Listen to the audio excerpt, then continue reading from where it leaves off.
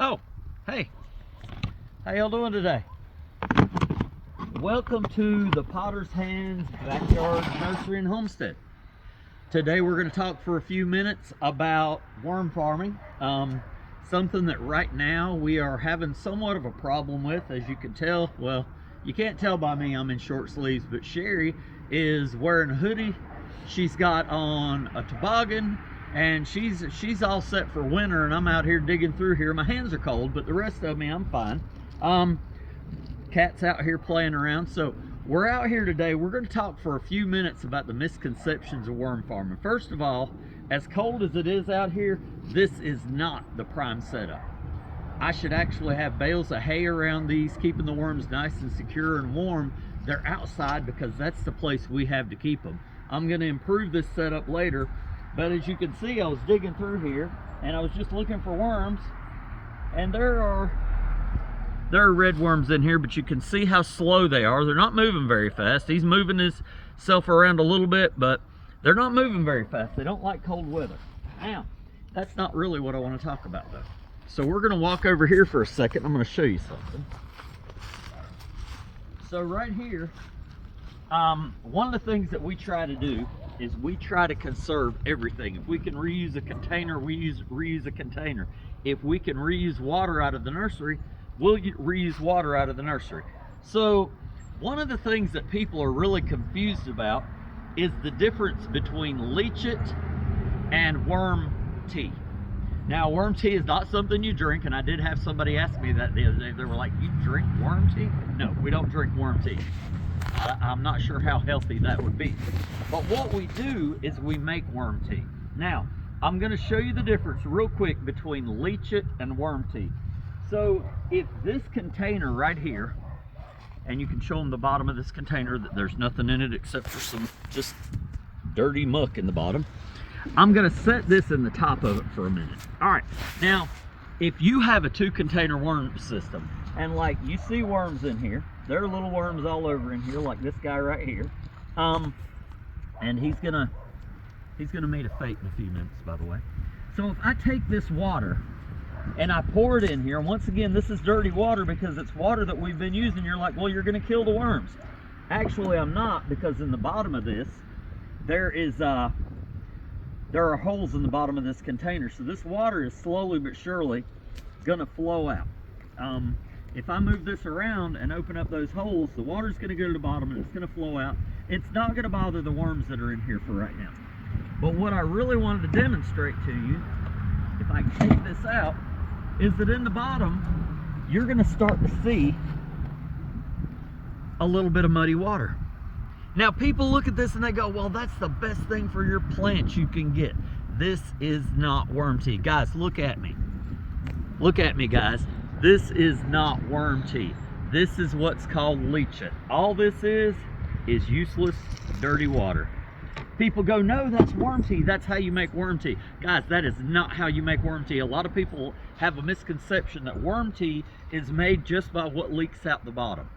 To make worm tea out of this, you have to have some kind of a biological reaction take place. And to get this to happen, you have to get you some of this right here, this beautiful, beautiful, beautiful, beautiful worm dirt, which you look at it and you go, that's disgusting.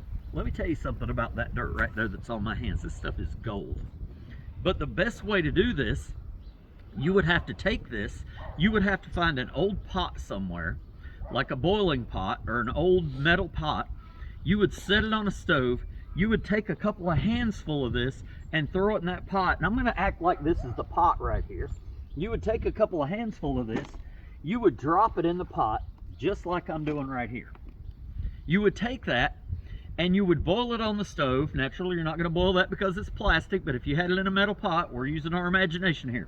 You would actually boil that. And then add a little bit of, probably the best thing to add to it would be molasses, just to give it a little bit of something for that to feed off of, is what you're looking for. It's kind of like feeding the fish. You take a little bit of fish food, you drop it in there, the fish eat it. It's the same concept. The bacteria that is in that needs something to feed off of. So what you do is you put that in there, you would transfer it to the pot, you would boil it, and you boil all the nutrients. Then you take it and you strain it out. Now, what I would do if I strained that out is I'm gonna take this and I'm gonna walk it right back over here after it's boiled and cooled, and I'm gonna put it right back where I got it from. Look at this. This right here is what the worms have done. It doesn't smell, it doesn't have a bad smell, but if I took this right here and I dropped it in a pot with a plant, or maybe I took a little bit of this, and it may have worms in it, and that's okay. And I took it over here and I put it around this beautiful lilac right here. This is a Sunday lilac. And I put a little bit of that around there.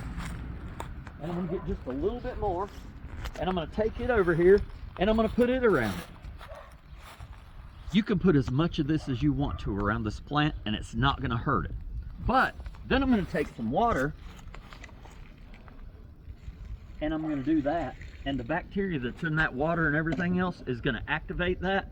That is going to become nothing but fertilizer. I can take this whole container and I can dump it around this plant, just like that. And I can leave it there. Now there are worms in there and you're like, well, you're killing your worms. No, I'm letting them go back into the ground. But I can take as much of that as I want and put it around the plant, and it's gonna help that plant. That plant's gonna grow. Within the next couple of years, our plan is that every plant out here, we will be using this. There will be no fertilizer or anything in it. Now, since I have gone through the plants and I have remixed soil that I've had around here, some of it had fertilizer in it, I can't claim it to be organic. But once I go to this completely and I switch out all my soil, it's going to be completely organic in our nursery, which is healthy for it. All right, so we are going to take a walk, but let me go back to what I was saying. I'm sorry. We may have to edit this a little bit. So back to what I was saying about the pot. When you put that in that pot and you boil it on a stove and you get it out, then you have worm tea. You do not have worm tea from what leaked out the bottom of that pan. That is nothing but useless water, and it will actually do harm to your plants, because if you put that around them, the worms have not had a chance to digest that, use all of their enzymes to clean it out. So what you're feeding them is basically water out of the bottom of the pan that may have bad bacteria in it. It could have anything in it at all. So you want to be very careful about doing that. But if you want to take this and you want to put the dirt around it, that's fine and good, but don't use the pure water out of the bottom of the bucket to do that. That's not what worm tea is. Worm tea has to be boiled. It has to have that some kind of a biological factor to it, like something that the bacteria can eat, like the molasses or something like that. All right, so guys, I just wanted to come on here today and clear up that misconception about worm tea and let you know that what leaks out of the bottom is not worm tea. You have to boil it to make it worm tea. You have to get all the bad bacteria out of it. It has to be digested by the worms. It has to go through that whole process in order for it to become worm tea. All right, I just wanted to bring you that. Thank you again for watching from the Potter's Hands Backyard Nursery and Homestead. For Sherry and Liz, I'm Toby. We love y'all. We'll talk to you later. Have a great rest of the weekend. Bye.